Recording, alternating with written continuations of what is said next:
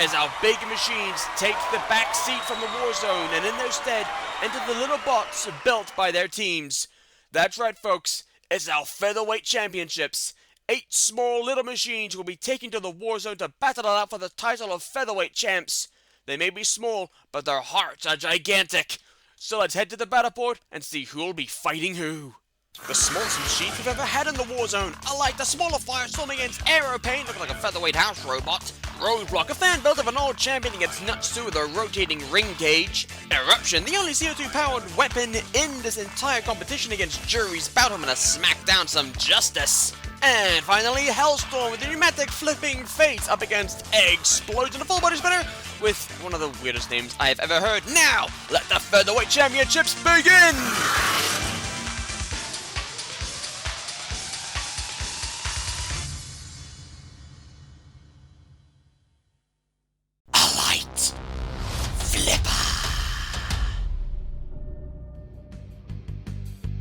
Firestorm's little brother and seems as strong as the bigger brother of the team. A strong flipping arm with a 0-degree ground clearance at the front, the machine may be a featherweight version of its bigger brother, but it has all of its strengths, as well as its weaknesses with the exposed wheels and high ground clearance at the rear. Aeropain Spinner. Well, that's the biggest featherweight I've ever seen. Could be mistaken for a lightweight machine by looking at it. The front propeller is designed to slice the opposition up and not to aid in the machine taking off, and the rear tail can swing out and slam into any poor fool on the receiving end. But the wheels are exposed and there is a huge ground clearance which can be extremely easily exploited. Roboteers, stand by. Alight, the mini Firestorm machine with the front flipping arm, and Aeropain, a huge machine for featherweights with the front rotating propeller blades. 3, 2, 1, activate. That's the main weapon. Look at the speed of Alight compared to Aeropain. Aeropain, not as fast, but watching it turn is very entertaining. Well, it definitely wins the Entertainment Award, Aeropain, no matter what happens in this fight. But the ground clearance is proving to be quite the worry, as Alight's taking advantage. How will Aeropain rectify that? Can Aeropain rectify that? I don't think Aeropain has much in the way of pushing power compared to Alight, who can drive underneath very effortlessly and push them around. Meanwhile, Aeropain spinning around to get that tail to swing out like a swinging, thwacking axe. It's unique, I'll give it that much, but from the looks of it, it's also a bit of a control issue. And Alight nearly up and over there.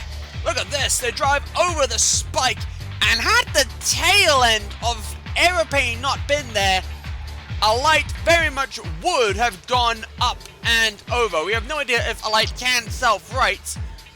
We could have seen it if it had gone up and over, but Aeropain stopped it. Speaking of stopping, it does a stoppy. I'm entertained in this fight, just by Aeropain alone. But Aeropain, it is suffering a lot. It can't really do a lot to Alight. And Alight seems to have taken note of that and is luring Aeropain towards the pit. And it's caught the wheel on the edge and down they go. That's Alight through to the second round. And I think Aeropain's trying to take off. While you're in the pit, boys. Yeah, that's not going to happen. Aeropain tragically goes out. Great entertainment value, though. But it's Aeropain going home, and it's Alight going through. And it's great to see that this machine, while being a Firestorm clone, doesn't have wheeling issues. Well done. Hopefully you can sort that out for the next wars. Anyway, next up, Roadblock and Nuts 2. Roadblock. Rambot. Built in tribute to the champions of the first official Robot Wars competition, with all the strengths and weaknesses of the original. The front low wedge is extremely effective to push and shove with a strong drive to boot, and the rear blade adds for rear defense. but like the original, there's no Shremek to help right them back into the fight, which will be their downfall going forward. However, despite that, it's great to see Roadblock back in the arena, even if it is a featherweight. Nuts! Thwackbot! Built similar to the heavyweight counterpart Nuts 2 with a couple differences. The first being that the chain flails are far bigger than the heavyweight versions, and the other being that the ring cage rotates around, which the heavyweight can't do. But just like the heavyweight version, the big wheels are exposed and there is a very big ground clearance. That, and it doesn't have the greatest of pushing power. Roboteers, stand by. Roadblock with the front wedge pushing power and the rear little circular saw. And Nuts with the two chain flails on the ring cage that rotates, unlike the heavyweight version. 2, 1, activate. As said, it's great to see Roadblock back in the Robot Wars arena, and to see how it does against a machine like Nuts. Well, the rear blade's getting into action, and I don't think the rear blade of Roadblock ever saw as much action as it did back in the official Robot Wars Seasons 1 and 2. But it's seeing a lot of it here, possibly to try and take out those exposed wheels or damage the tires. But look at this though for Nuts. That ring cage with the rotating feature, it's causing them problems. It's not helping them in their drive, and Roadblock takes advantage and pushes them towards the pit, and down they go. That's the end of Nuts. They're gone out of the competition. Well done to Roadblock. A great form, just like its heavyweight version, and it could do very well here. Seemingly on the road to victory like the heavyweight version, as they head on through to the second round, Natsu crash out. Next up, it's Eruption and Jury's Bout. Eruption. Flipper. The team tried entering Series 3 with their heavyweight version, but sadly were not selected. Mainly because there was an issue with the flipper. Don't know why they didn't take part in the Flipper Frenzy, but whatever. At least they get to take part in this competition with their smaller version of their new heavyweight, which we'll hopefully see in Series 4. The flipper is very strong for a featherweight, and the driver is also very quick. But the team managed to get a small CO2 canister inside the power of the weapon, and there's only a limited supply of it for the team to use. Jury's Bout! Axebot! A front wedge to help push the opposition, where they'll then drop the gavel hammer down on the opposition to cast Judgment. Although, weirdly, the weapon is a bit too strong and causes the machine to throw themselves over. Luckily though, they can self-right. But there is also a serious lack of armor, and that could prove to be a serious issue going forward. Roboteers, stand by. Eruption, or Eruption Mini, as you could call it, with its CO2 powered flipper, the only CO2 flipper in this entire competition, and Jury's Bout with the front wedge and the gavel hammer. 3, 2, 1, activate. This will be a good test of ground clearance here. Who has the stronger ground clearance? Well, I guess in this case, maybe it's less a case of ground clearance and more of a speed. Who can get underneath the other quickest, and that would be Eruption, while Jury's Bout swinging madly to self-right. Yeah, like I said, too much power in that weapon, and that's gonna cause problems for Jury's Bout, like it is here. I'm not sure if it's doing any effective attacks on Eruption, unlike Eruption, who flips it up and over, gets flipped itself somehow, self-rights. Jury's Bout, well, at least they're going to begin the flipper and not the full body spinner explosion we'll be seeing in a later fight.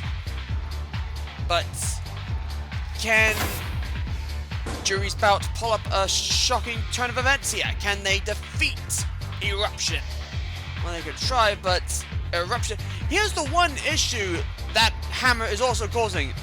apart from not being able to properly right themselves. Because they're swinging and because of how much power's behind it, it's giving Eruption a better chance to get underneath Jury's bout, to throw them over. And I think Eruption was trying to lever them up to throw them out the arena. I think that's what they were trying to do there. They've given up, realized there's not much they can do. What the okay. You just drove straight into the pit! What the hell were you doing, you moron? Did you not see the gaping pit there? I guess you didn't, because you're now in the pit, and Eruption, they're through! Oh, for the love of God. We've seen that a lot here. Bloody hell. Oh, next up, Hellstorm and Explosion. What the Hellstorm. Flipper. Similar to Rhino in a way, except with a few differences. Instead of a spinning drum, Hellstorm has a hydraulic flipping face with some serious power behind it. In fact, it has so much power that it can flip itself up and over. Interesting. It's also got a very strong drive which could seriously benefit the machine going forward in the competition, but the exposed wheels can be seen as a juicy target for spinning attacks, and they'll have to be very careful to make sure that they're not ripped away. Explosion. Spinner. You know, I thought we had enough weird looking machines in the main competition. I just can't even with this. Right, let's see. Well, I dig how they've designed it to look like an egg on a plate or pan with a spatula, which I think they did to help them know which way is forwards, as well as helping the machine right back. 3 big teeth to rip into the opposition, and being a full body spinner will make it very difficult to hit and hurt them. Naturally, it's tricky to control as it's a full body spinner, but they do tend to be very effective. Cooking up an exciting good time. I hate you for that. Robot ears, stand by. Hellstorm with the front flipping Rhino face, and Explosion, the full body spinner, who, after this, I'm going to dropkick into a canal. 3, 2, 1. Activate. Well, let's see the full body spinner. Listen to the engine whirling, and it's only a featherweight, don't forget, but look at that! And how about that? Up goes Explosion's opponent Hellstorm while they go over the flames. And that's only in like 4 seconds as well. What did they clip anyway on Hellstorm? It got Hellstorm up and over, and they ended up over the flames, but what caused the fling away in the first place? What caused Hellstorm to go up and over? I have no idea, but that's what happened. And now Hellstorm to try and charge into Explosion, to try and replicate that, hopefully to send Explosion up and over, but I don't think it's going to be as helpful as you think, because don't forget, it is a full body spinner, or you could just push them over the flames and just watch their electronics burn. I mean, who doesn't love a burnt egg? Well, I know for starters. Explosion! Standing up very well. So far, they're doing the damage, but it's Hellstorm! Oh! Hellstorm being the aggressor, and Explosion! Get away from the pit! Hellstorm, very nice helping you out there. Look at this, ping away! And Hellstorm didn't suffer as badly as Explosion as they flung over the pit and then got themselves stuck over it.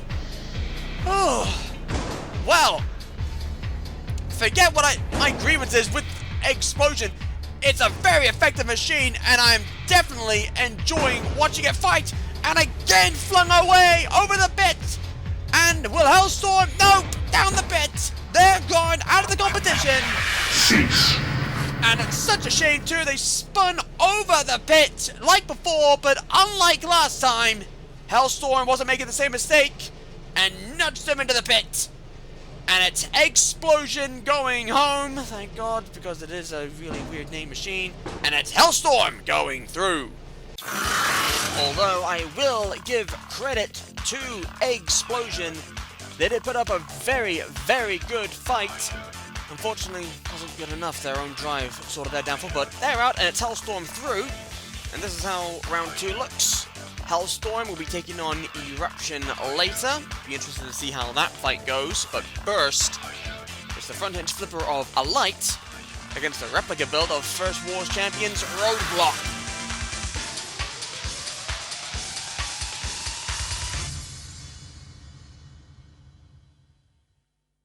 Roboteers, stand by. Alight. Small Firestorm with the front flipping arm, and Roadblock. The front wedge and the rear circular saw. 3, 2, 1, activate.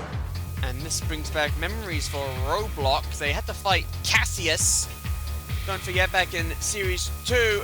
Listen to that motor for the blade. It is quite loud, and that's a worry for Roadblock because, as I mentioned, they don't have a Shrimak, and if Alight can get underneath Roadblock again and flip them over, then that is it. That is game over! Just like that, I said it would be. They're gone. That's the end of Roadblock. One flip was all it took, and that's Roadblock out of the competition.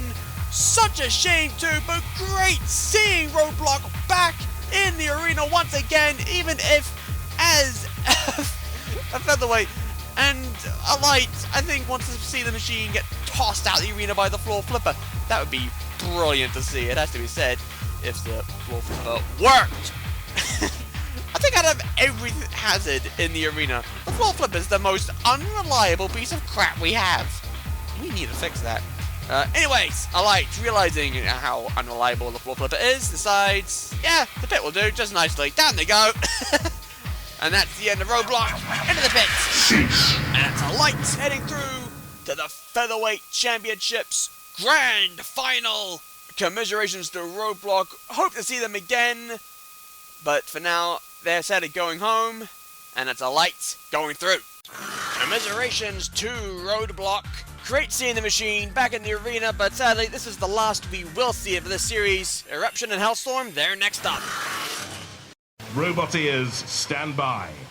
Eruption with the CO2 flipper, and Hellstorm with their own hydraulic flipper. Who has the 3, more effective 2, weapon out of these two? 1, activate. Which is the better flipper? Will it be Eruption's CO2 flipper, or will it be Hellstorm's hydraulic flipper? Well, Hellstorm, they can flip themselves over, which is a bit of a worry. I don't think Eruption has that problem, as Hellstorm has to self-right again, and, well, it can flip Eruption at least.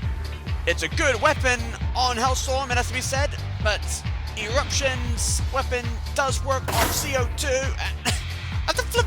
Has the Eruption's flipper gone stuck in Hellstorm, I wonder? I think that's what's happened because the flipper's not closing, and that could prove to be quite the problem going forward. Can Eruption free themselves? I wonder. They're taking them towards the spike to help separate. I don't think that worked. Oh, that did. They're free now. Now, for Eruption to flip Hellstorm up and over again, but once again they self-right.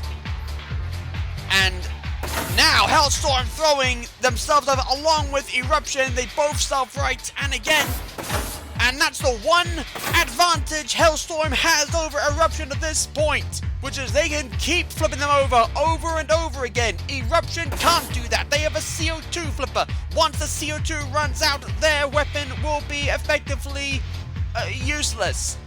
But they can still use their front wedge to push Hellstorm around. All that's happening in this fight is just flips, and I'm not going to bother commentating because that's all we're going to see with Eruption doing a roly-poly. I'll give it this though, it's a good flipping battle, worthy of a fight we'd see for the Flipper Frenzy, and we did have some fairly good flipper fights in that episode. Meanwhile, Eruption, I think, trying to do the same thing to Hellstorm they tried against Jury's Bout, to throw them out the arena, but not only is their flipper not powerful enough, they're also too small. You're not going to be able to throw Hellstorm out the arena, boys. I'm sorry. You could try. It'd be great to see. It'd be great to see you actually pull it off, but unfortunately, it won't happen. The walls are too big for you. Meanwhile, Hellstorm suddenly coming back into this. But if this was to go to a judge's decision, another flip there, another attempt to throw them out the arena. If you could get them stuck inside the grate, that would just be funny as hell. Hellstorm up again.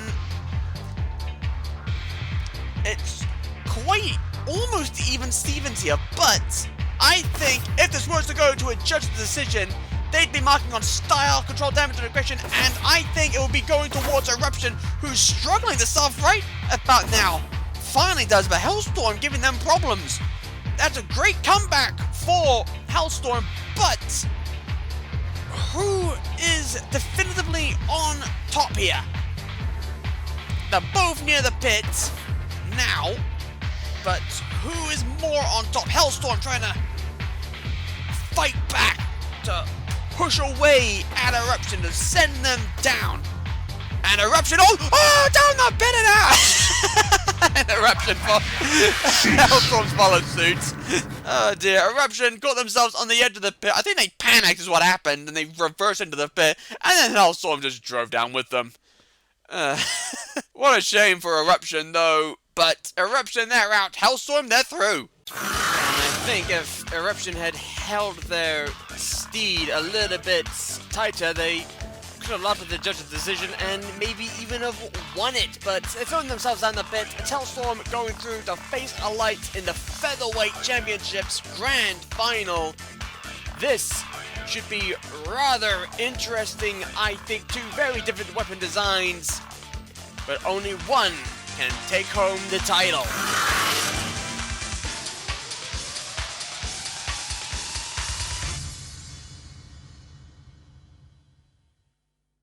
Roboteers, stand by. The grand final. A light with the front hinged flipping arm, and Hellstorm with the hydraulic flipping face. 3, 2, 1.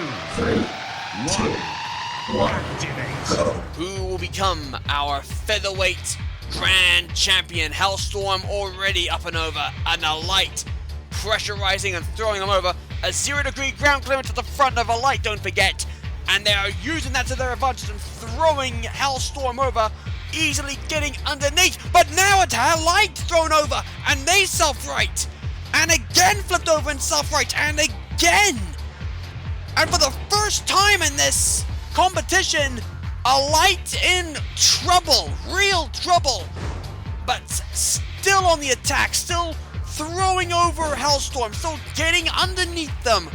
No problem, but Hellstorm taking advantage of the ground clearance at the rear and throwing them over. A light still pressurizing though when they are on top. When they are back on their wheels, they are pressurizing Hellstorm. Hellstorm has to come at them from the rear. Be careful of that spike, a light. Don't think it would happen before. Although you can self-right, so it doesn't really matter. Again, Hellstorm thrown up and over. And a light nearly thrown over again there. And now, hey! Wow, that's the end of that. Poor Hellstorm, they drove too far over the pit and nearly bounced out. That's why I was like that. That would have been brilliant to see them bounce out of the pit, but they're gone, and a light, our new champions. Well done to the Firestorm team as they take home the title of Featherweight Champions with a light. And commiserations to Hellstorm as they crash out into the pit. Stay tuned for our next episode as it'll be one hell of a showdown. But until then, take care, and I'll see you next time. Farewell.